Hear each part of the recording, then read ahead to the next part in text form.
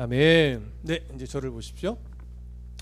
우리는 저번 시간에 7인의 내용으로 이제 들어가면서 1절과 2절을 중심으로 첫 번째 인에 대한 내용을 살펴보았습니다.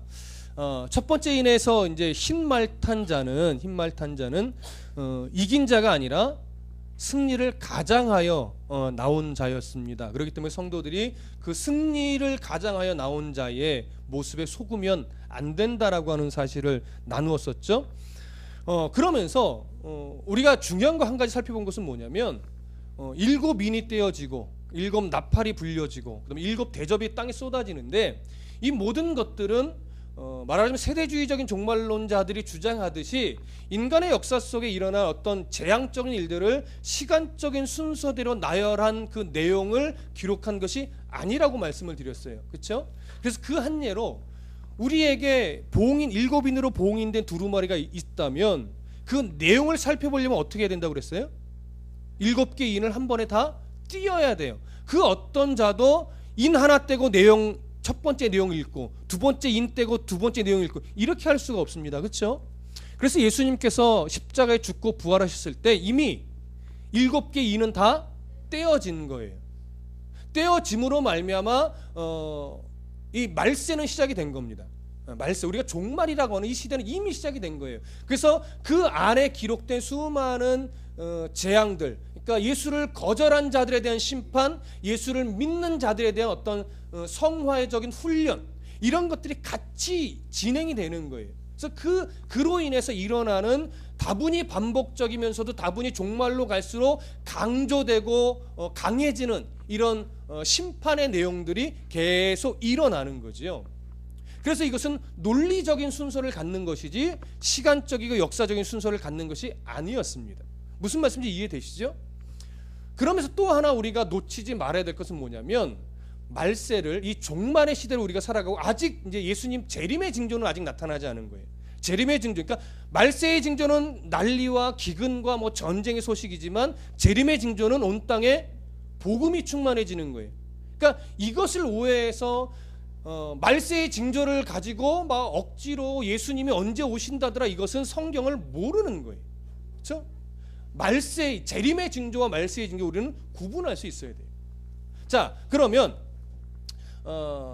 말세의 징조 속에서 우리가 지금도 살아가는데 그 안에서 우리가 바르고 정확하게 가져야 될 분별의 기준 하나는 뭐냐면 말세는 하나님과 사단의 세력의 팽팽한 대결 구도가 아니라는 거. 이건 지금 계속 강조하고 있는 내용이에요.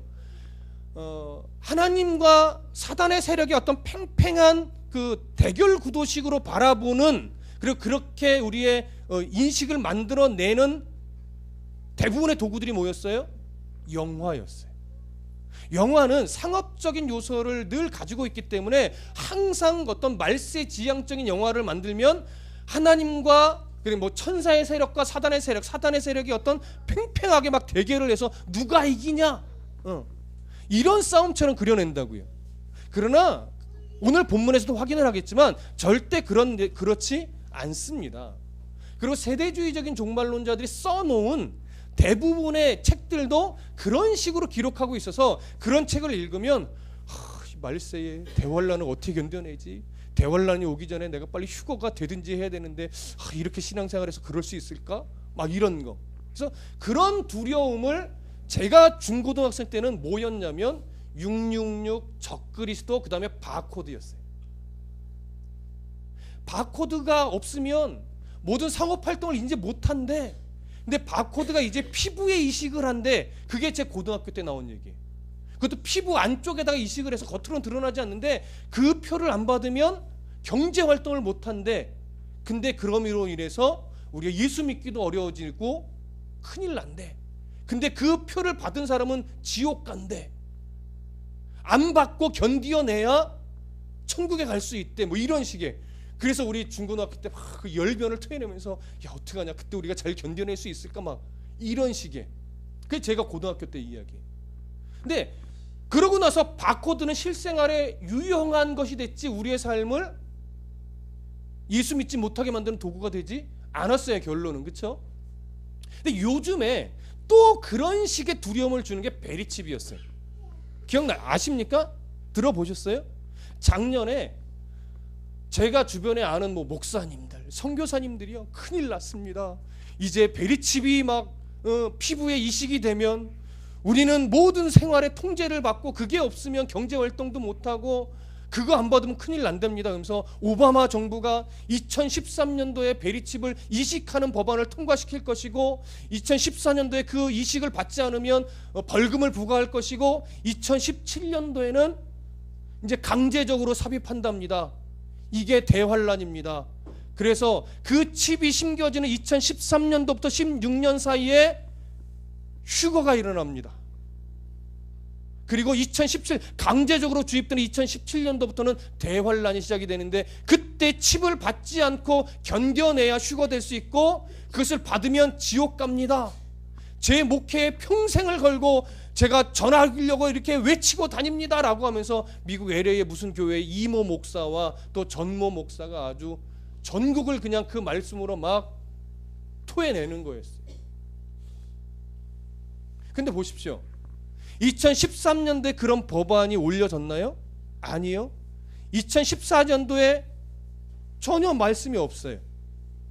그런데 이게 왜 그러냐면 오바마 행정부가 이제 의료 법안, 이게 원래 베리칩이라는 것이 의료적인 행위로 개발이 되는 거예요. 사람의 어떤 그 병력을 빨리빨리 캐치를 해 이 사람이 무슨 일이 생겼을 때 바로바로 조치를 할 수 있기 때문에 그런 사람에게 어떠한 몸에 뭔가를 이식을 해서 중요한 사람들은 빨리 그 의료를 위해서, 그래서 오바마 행정부 의료 법안 추진에 그런 비슷한 내용이 있었어요. 베리칩이란 말도 없었고 피부에 이식한다는 표현도 없는데 그러한 의료 기술이 개발됐다라는 몇 가지 몇 줄의 내용을 갖고 이런 어떤 세대주의적인 종말론을 갖고 있는 목사들이 그렇게까지 번져낸 것이고 우리나라는 특히 빠르잖아요. 그런 얘기 한번 돌면 그냥 너도 나도 막 서로 알리느라고 정신이 없어요. 이게 뭐가 옳은 건지에 대한 분별이 없어요.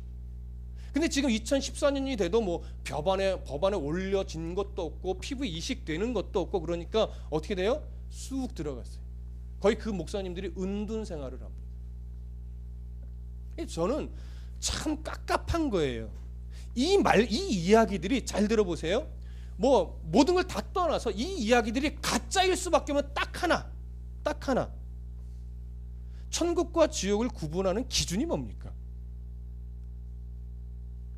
베리칩을 받느냐, 악마의 표를 받느냐 그거예요? 여러분 우리가 정확하게 알아야 돼요. 예수 그리스도의 보혈의 피로 내가 은혜를 덧입느냐 안 입느냐가 가장 중요한 기준이지요. 아니에요 여러분, 틀렸어요. 유일한 기준이에요. 여기서 우리가 자꾸 이단적인 사설에 넘어가는 거예요. 예수 그리스도의 피로 덧입는 게 가장 중요한 기준이 아니라 유일한 기준이에요. 그거밖에 없어요. 근데 자꾸 예수 믿어 구원에 이르는 건 알아. 네, 그렇게 믿고 있어. 근데 이 종말론적인 인식이 이미지가 이상하게 박혀 있으니까 그럼에도 불구하고 이 악마의 표를 받으면 지옥 간다 이런 소리 하는 거예요 여러분. 악마가 더 세요? 하나님이 나를 선택하여 구원에 이르게 했어요. 근데 악마가 그걸 하나님 안 돼요 탁 쳐가지고 끌어서 지옥에 던져요? 이런 사단의 세력과 하나님의 힘이 이렇게 막 비등비등 하던가요? 사단도 피조물의 하나예요. 하나님이요 그냥 확 불어서 없앨 수 있어요. 근데 하나님의 어떤 계획 속에서 그러지 않을 뿐이에요. 하나님 왜 그렇게 안 하시는 거예요? 말해봤자 안 알려주시길 뿐더러 말해줘도 이해하지 못해요. 그거는 우리의 이해 한계를 넘어선 하나님의 의지와 계획 안에 있는 일이에요. 말해줘도 모른다니까요. 무슨 말씀인지 이해되세요? 그래서 우리가 가져다 하나만 놓치지 않으면 돼요. 천국과 지옥을 구분하는 가장 중요한 것이 아니라 유일한 기준은 예수 그리스도 보혈의 은혜. 이 보혈을 통과한 자만, 예수 그리스도를 영접한 자만, 하나님의 그 선택을 받은 자만 뭐예요? 구원에 이르는 거예요. 그 말세가 온다고 두려워할 이유가 있어요, 없어요? 전혀 없는 거예요. 그러니까 세상이 아무리 난리다, 문제다, 대환란이다 이딴 소리에도 여러분 요동할 필요가 없어요. 어제 예수 믿으며 살았던 것처럼 오늘도 그렇게 살아가면 되고 내일도 그렇게 살아가면 되는 거예요. 자, 그러면 제가 왜 이런 말씀을 이렇게 장황하게 드렸느냐? 오늘 이제 둘째인, 셋째인, 넷째인을 살펴볼 건데 첫째 인부터 시작해서 넷째 인까지 떼어지면서 말탄자가 나오고 각양각색의 말탄자가 나오고 그들로 인해서 뭐가 일어나요? 재앙이 일어나요. 그건 맞아요. 근데 그 재앙이 일어날 때 그것들의 특징이 있는데 대부분의 이 세대주의적인 종말론자들이 이 특징을 놓쳐요. 자, 뭐냐면 여러분들이 한번 힌트를 찾아보세요. 6장 2절 한번 보세요. 제가 읽어드려요. 중간에 보면 활을 가졌고 면류관을 받고 나아가서 이기고 또 이기려고 해요. 면류관을 자기가 가지고 있어요? 면류관을 받았어요? 수동적이죠. 누가 줬을까요? 하나님이 준 거예요, 여러분. 하나님이 그에게 면류관을 줬는데 이 면류관이 진짜 승리의 면류관이에요? 아니에요. 아직 이기려고 하고 이기려고 발버둥 치고 있어요, 사단이. 근데 이긴 자가 아니라고요. 이긴 자처럼, 승리자처럼 가장하여 나온 거예요. 그리고 4절을 보시죠. 4절. 이에 붉은 말이 나오더라. 그 탄자가 허락을 받아 땅에서 화평을 제하여 버리며 서로 죽이게 하더라. 탄자가 땅에 화평을 제할 때 어떻게 제했어요? 허락을 받아서 제했어요. 누구에게? 하나님에게 허락을 받아서 제했어요. 그 다음에 8절.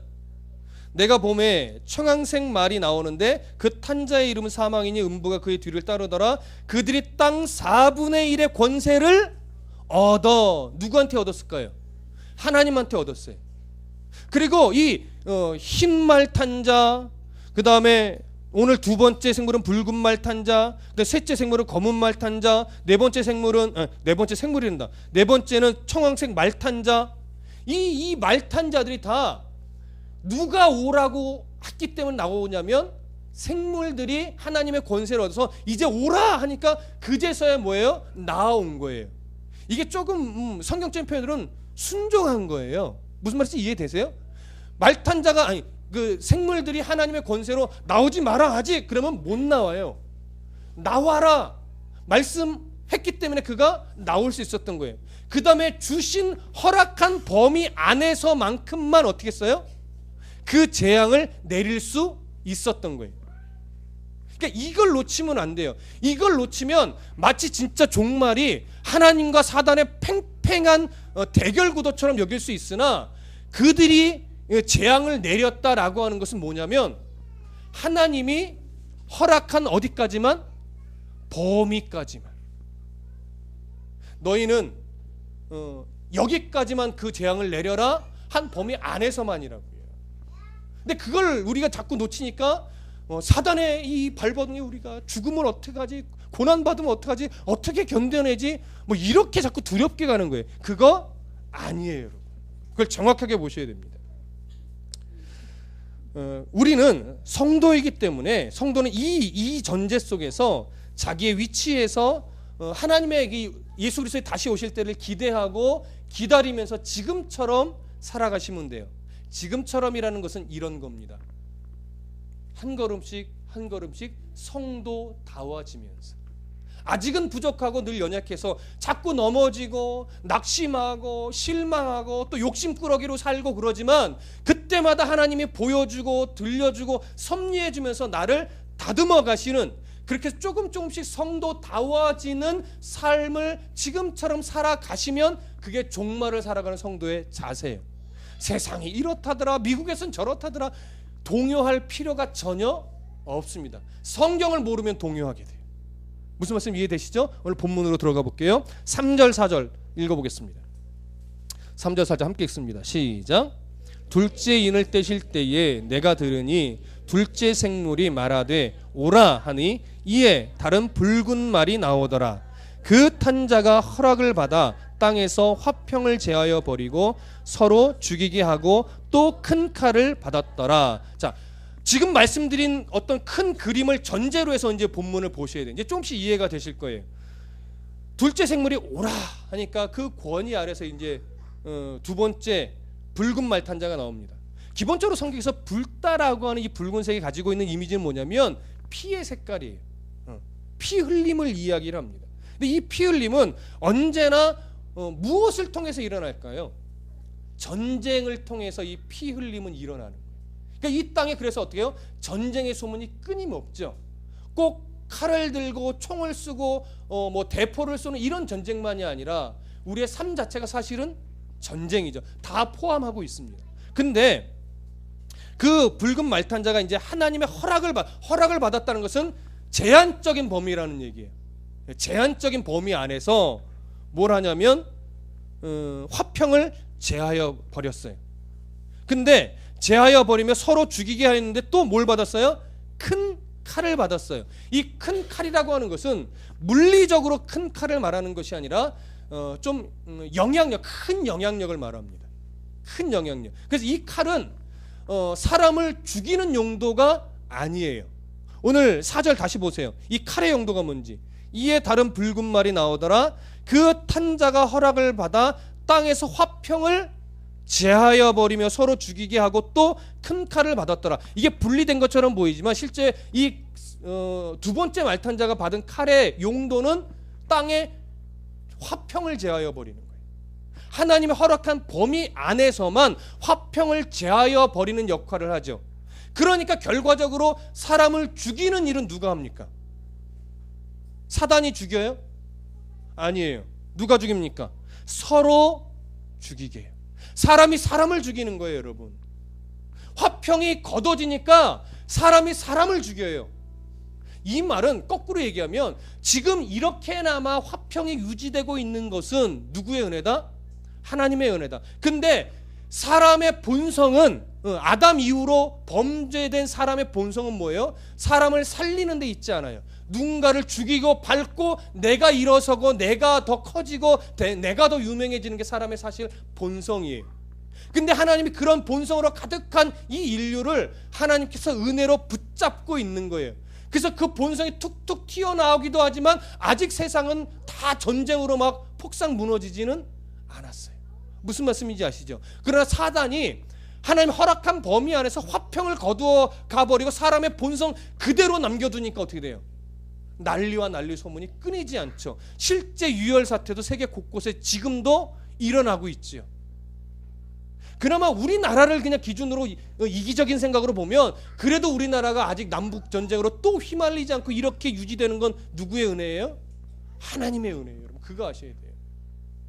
우리의 기도는 그것에 대한 감사를 드릴 수 있어야 돼요. 그래도 지금 이 나라가 이렇게 은혜로 화평을 유지하고 살아가는 건 주님이 우리 안에 화평을 거두어 가시지 않았기 때문이에요. 사단에게 아직 우리나라를 허락하지 않았나 봐요. 그럼에도 불구하고 그렇게 나아가진 않았으나 곳곳에 삶의 현장에 하나님이 사람의 마음속에서 화평을 제하여 버리니까 너 죽고 나 사는 문화가 되어지고 낙심에 빠지면 일어나지 못하고 우울증 한번 걸려보세요. 신앙도 어떻게 이겨내지 못해요. 우울증 걸리면 믿음으로 극복해야 되는데 그 믿음으로 극복하는 그 자리까지 나오기가 너무 힘들어요. 마음에 화평이 되어져 버리고 본성만 남으니까 하나님 말씀이 뭐가 안 돼요? 위로가 안 돼요. 그럼에도 불구하고 결국 그 사람이 일어날 수 있는 힘은 무엇으로부터 옵니까? 말씀의 은혜로 내 안에 하나님이 주신 화평을 다시 회복할 때 그때 우울증도 낙심했던 마음도 뭐예요? 이겨낼 수 있는 거예요. 이게 바로 두 번째 말탄자, 이 붉은 말탄자의 역할인 거예요. 그러나 여기서 우리가 속지 말아야 될 것은 뭐예요? 그가 큰 칼을 들고 우리를 죽일 것처럼 나오지만 실제로 죽이는 칼이다 아니다? 아니다. 근데 우리는 속는다 안 속는다? 자꾸 속는다. 그런 것들로 인해 내가 죽을 것 같은 거예요. 죽을 것 같은 거예요. 그러니까 자꾸 죽을 것 같으니까 두렵고 낙심돼서 거기에 자꾸 무릎 꿇고 그가 조종하는 대로 살아가는 거예요. 그게 바로 세상에 매여 사는 거예요. 속지 말아야 됩니다. 첫째 말탄자가 승리자를 가장하여 나올 때 우리가 속지 말아야 됐듯이 두 번째 말탄자가 큰 칼 들고 위협하며 올 때 그 칼은 우리를 죽이는 칼이 아니란 말이에요. 거기에 속으면 안 돼요. 담대하게 이겨내셔야지. 그게 말세를 살아가는 우리의 자세예요. 세 번째 말탄자로 가볼까요? 5절과 6절 함께 읽어봅니다. 시작. 셋째 인을 떼실 때에 내가 들으니 셋째 생물이 말하되 오라 하기로 내가 보니 검은 말이 나오는데 그 탄자가 손에 저울을 가졌더라. 내가 네 생물 사이로부터 나는 듯한 음성을 들으니 이르되 한 데나리온의 밀 한 대요 한 데나리온의 보리 석대로다. 또 감람류와 포도주는 해치지 말라 하더라. 자, 여기 검은 말이 이제 검은 말이 나오고 검은 말탄자가 나오는데, 검은 말탄자가 손에 뭘 들었냐면 저울을 들었어요. 그렇죠? 이 저울이 상징하고 있는 것은 뭐냐면 기근입니다. 기근. 기근은 무엇의 결과로 보통 나타나나요? 자연재해도 있지만 일반적으로 전쟁의 후유증이죠. 서로 사람을 죽이는 결과 기근이 오게 돼 있어요. 근데 이 기근으로 인해서 결국 세상은 뭐가 올라가죠? 물가가 상승이 돼요. 그 이야기가 바로 6절의 이야기예요. 한 데나리온의 밀이 한 대래요. 원래 당시에 한 데나리온은 성인 남자 한 사람의 하루 품삯 정도의 수준입니다. 그래서 일반적으로 한 데나리온에 8대를 살 수가 있었어요. 밀을. 그게 주식으로 이제 먹고 사니까. 그런데 한 데나리온에 밀을 몇 대 사요? 한 대 사요. 6절에 한 데나리온에 밀 한 대, 8대를 살 수 있었던 것이 물가가 얼만큼 올랐습니까? 8배가 올랐어요. 그리고 한 대는 보리는 그보다 조금 많이 쌌던 보리는 몇 대예요? 석대. 원래는 48대를 살 수 있었답니다. 당시에. 근데 석대밖에 못 사요. 몇 배가 오른 거죠? 16배가 올라갑니다. 이만큼 물가가 상승된 거예요. 당시 보리 석대라고 하는 것은 당시 평균 한 가족이 하루 먹는 양이에요. 그러니까 지금 이 기근은 매우 심각한 기근이에요. 한 가족이, 때로는 성인 한 사람이 하루 벌어 하루 먹기도 빠듯한 이런 기근이에요. 근데 잘 보세요. 여기서 우리가 이해될 게 뭐냐면 하루 벌어 하루 먹기 빠듯한데 굶어 죽을 만큼의 기근인가요? 아니죠. 이걸 아셔야 돼요. 정말 힘든 기근은 맞아요. 정말 빠듯하고 힘든데 굶어 죽을 정도의 기근은 아니라고 하는 거예요. 근데 우리는 이런 기근이 오면 죽을 것 같은 거예요. 죽을 것 같아서 뭐예요? 신앙이고 뭐고 삶에 보이지 않는 거예요. 이게 말세를 살아가면서 우리가 속는 내용인 거예요. 하나님이 죽이지 않거든요. 근데 죽을 것 같은 거예요. 왜? 너무 없으니까. 그러니까 신앙도 위로가 안 되는 거죠. 그 이야기가 그 뒤에 이어져요. 6절 이어서 보세요. 이해하기 좀 어려운 말이 나오는데 한 데나리온의 보리 석대로다. 또 감람류와 포도주는 해치지 말라 하더라. 이거 하나님 명령하시는 거예요. 그 세 번째 말탄자에게 야, 내가 허락한 그 범위 안에서 너 기근을 마음껏 해라. 내려라. 근데 뭐는 건드리지 말아라. 감람류와 포도주는 해치지 말아라. 밀이나 보리는요 1년생이에요. 그래서 심어서 경작을 해야 열매를 맺어요. 그렇죠? 그래서 전쟁이 일어나고 난리가 일어나면 파종할 수가 없기 때문에 밀이나 보리를 수확할 수가 없는 거예요. 그래서 먹고 살기 힘들어지니까 어떻게 돼요? 물가가 상승되는 거죠. 그러나 여기 감람류와 또 포도주 이런 것들은 단연생 식물이라서 굳이 경작하지 않아도 다음에 또 열매를 주는 것들이에요. 잘 가꾸면 더 많이 열리겠지만 가꾸지 않아도 기본적으로는 맺는 거죠. 당시에 감람류와 이 포도주, 포도라고 하는 것들은 무엇을 늘 상징했냐면 이스라엘에게 베푸는 하나님의 복을 상징했었습니다. 끊이지 않는 복. 그러니까 이 얘기는 뭐예요?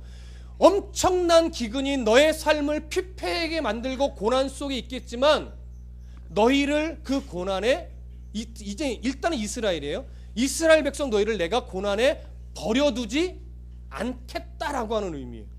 이 얘기는 잘 이해하셔야 돼요. 기근 속 너희들은 기근을 겪지 않게 해주겠다라고 하는 것이 아니에요. 기근 속에서 똑같은 어려움을 겪어요. 그건 맞아요. 그러나 하나님이 의미 없이 자기 백성들을 그냥 죽어라 하고 버려두는 것은 아니라고 하는 거예요. 이걸 놓치면 하나님이 원망스럽죠. 왜 이런 삶으로 우리를 밀어 넣으십니까? 라고 하는 불평과 원망과 낙심이 일어날 수밖에 없는 거예요.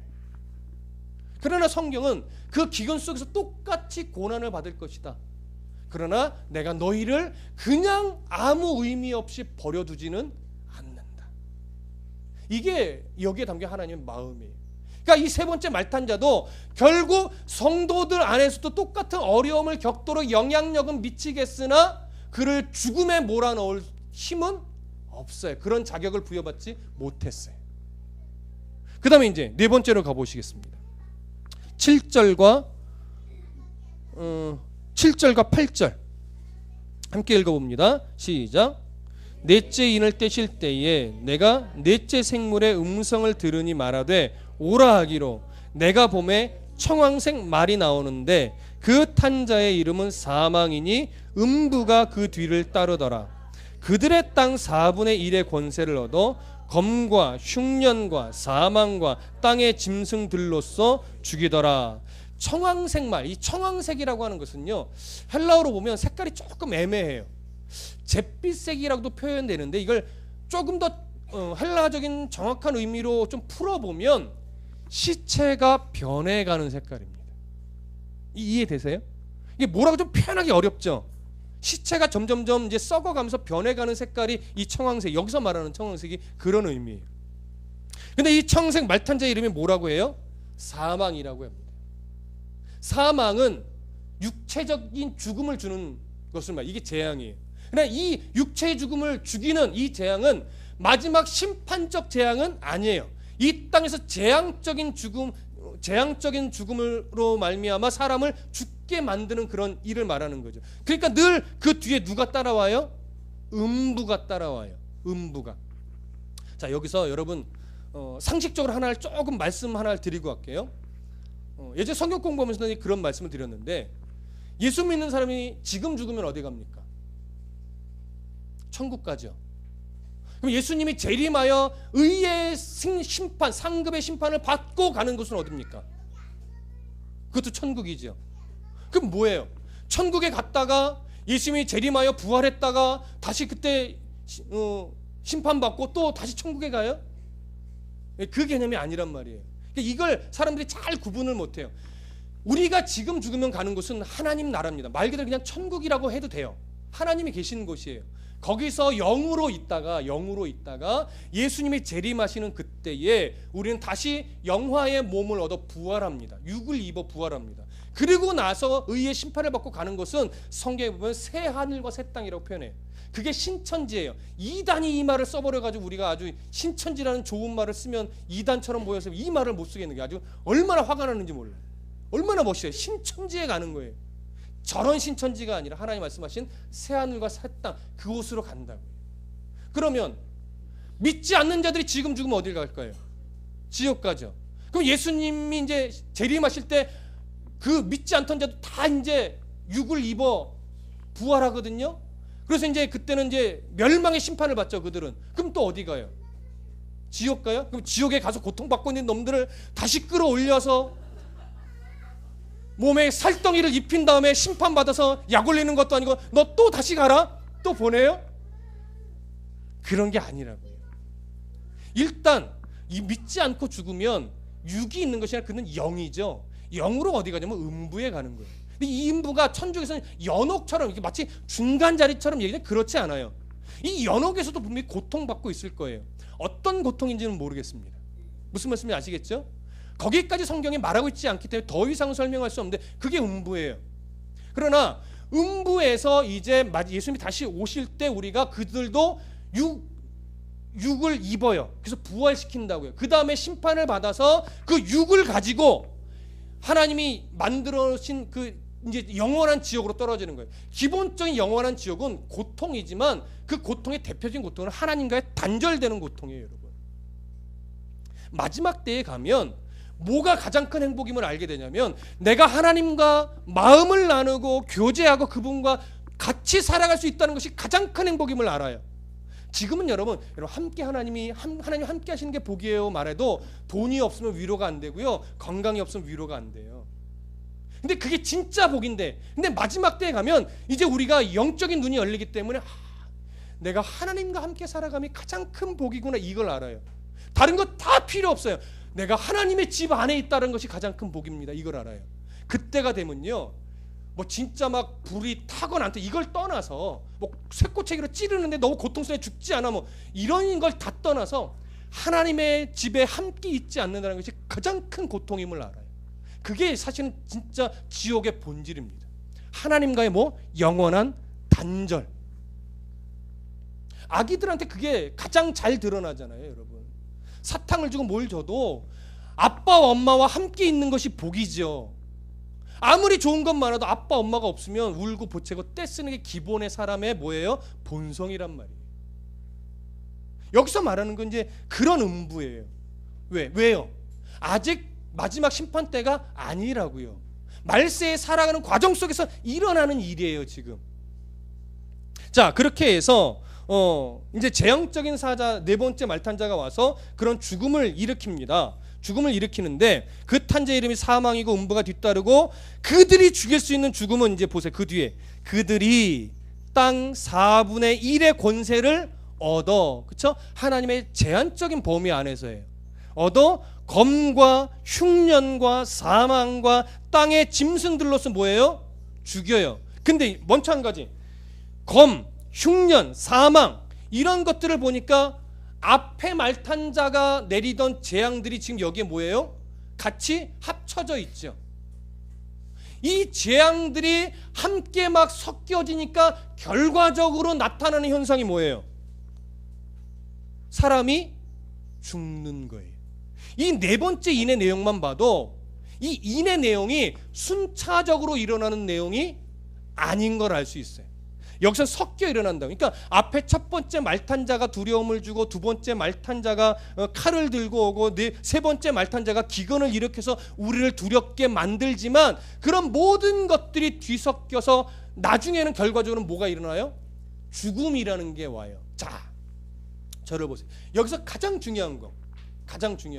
그럼 그 말세에 일어나는 이 말탄자들이 일으키는 재앙들 속에서 결과적으로 이제 죽음이 와요. 그렇죠? 그럼 이들이 사람을 죽이게 만드는데 예수 믿는 자도 죽일까요? 예수 믿는 자는 이 영향 속에서 사단의 어떤 이런 재앙으로 인해 예수 믿는 자는 죽어요, 안 죽어요? 안 죽어요. 이건 일단 결론이에요. 예수 믿는 자는 이들의 재앙으로 인해서 8절에 말하고 있는 것은 검과 흉년과 사망과 땅의 짐승들로서 죽이는 대상은 예수 믿는 자가 아니에요. 기본적으로 이 6장부터 19장에 나와 있는 일곱인, 일곱 나팔, 일곱 대접의 대상이 누구라고 그랬어요? 예수 그리스도를 거절한 자들이에요.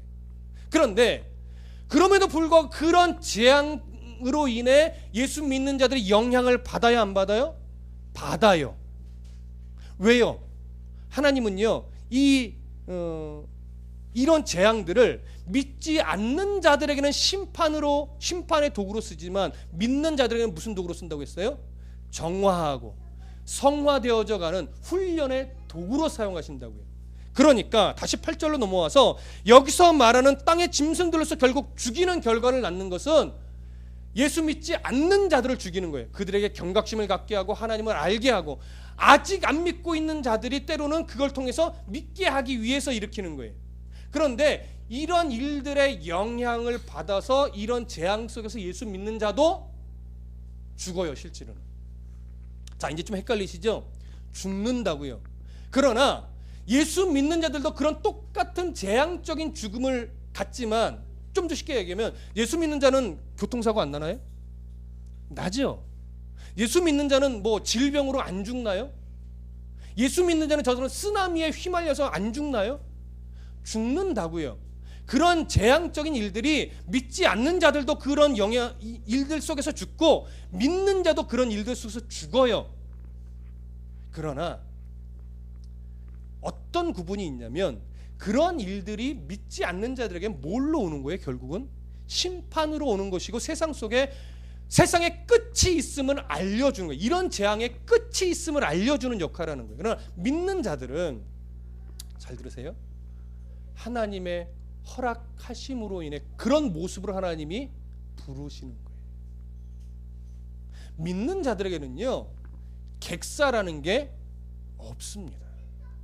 믿는 자들에게는요, 억울한 죽음이라는 건 없어요. 근데 우리가 볼 때에 그렇게 그런 모양새로 죽으니까 막 억울한 죽음이 되고 불쌍한 죽음이 되는 거예요. 그로 인해서 우리가 눈물을 안 흘릴 수 없죠. 저도 눈물을 흘리죠. 그러나 안타까움에 눈물은 흘리겠으나 성경에서 결과적으로 하나님이요, 그의 인생을 이제 그 정도로 허락하신 거예요. 너 이제 와도 되겠다. 이제 내 나라에 와라. 부르시는 거예요. 근데 그 모습이 때로는 교통사고요, 때로는 여러 질병이요, 그렇게도 부르시기 때문에 세상 속에서 구분이 잘 안 되는 거죠. 그러니까 믿지 않는 사람은 그럴 수 있어요. 야, 믿는 놈 죽는 거나 믿지 않는 놈 죽는 거나 다 똑같더라. 야, 모양새는 그래요. 그러나 정말 똑같을까요? 그렇지 않습니다.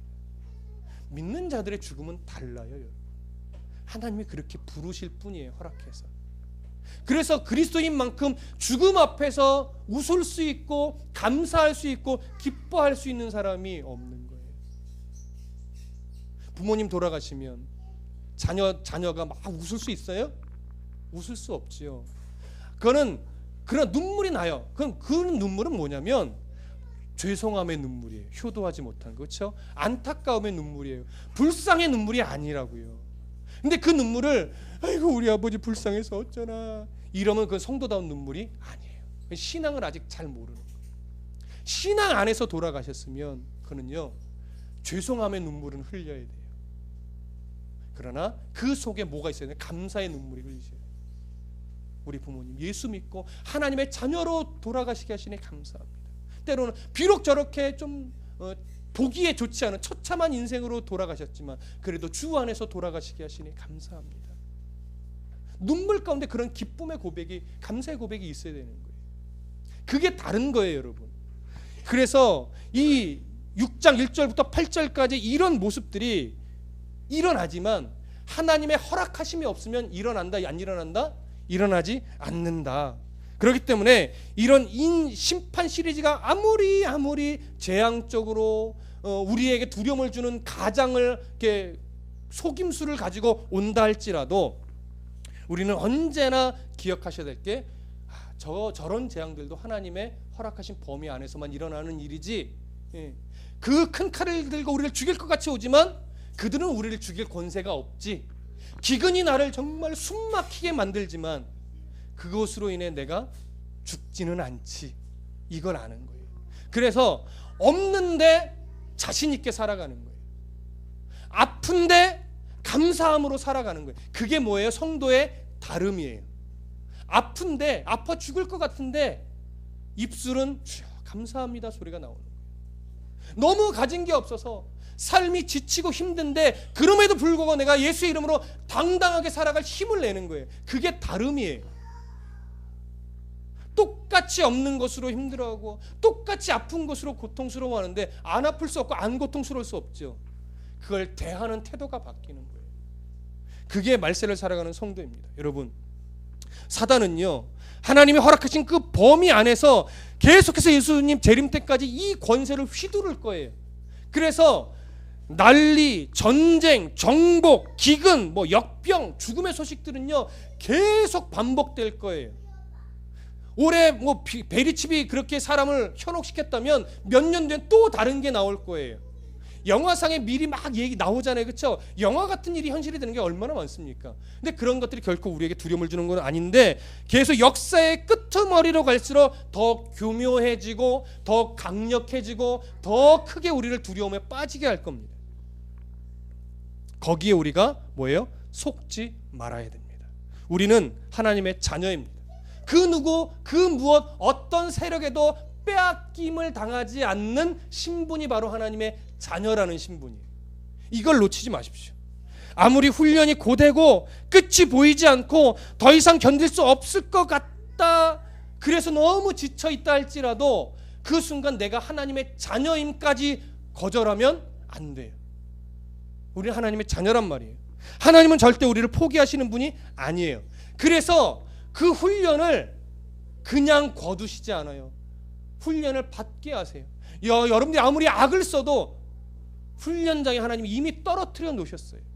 그리고 그 훈련을 안 받을 수 없어요. 받아야만 하고 받아내야만 해요. 근데 놀라운 것은요, 하나님이 우리가 아무리 하나님 원망하고 거절하고 그래도 하나님이 우리 마음 가운데 역사에서 끝끝내 이겨내게 만드세요. 이게 하나님의 의지예요. 하나님의 의지에서는요, 사탄도 이길 수 없고 우리도 이길 수 없어요. 결국 우리는 굴복하게 되어 있고 결국 하나님이 정말 답이었습니다라고 인생의 끄트머리에서라도 고백할 수밖에 없게 됩니다. 하나님이 내 슬픔을 이렇게 기쁨으로 춤으로 바꾸실 겁니다. 이것을 신뢰하시고 믿음으로 견고하게 붙잡으시고, 이 종말의 시대에 쓸데없는 외침들이 세상 가운데 가득하지만 거기에 현혹되거나 휩쓸리지 마시고 믿음의 심지를 견고하게 붙드는, 그래서 안정된 신앙의 삶을 살아가는 성도 여러분들 되시기를 간절히 소원합니다. 기도하겠습니다.